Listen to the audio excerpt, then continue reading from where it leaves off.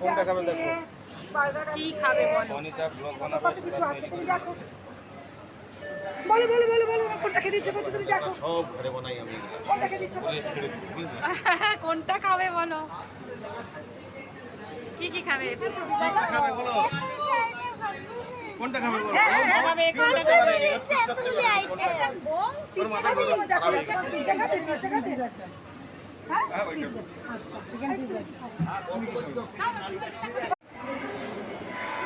এখন এইটা খাবো, spring roll, chicken spring roll খাওয়া হবে।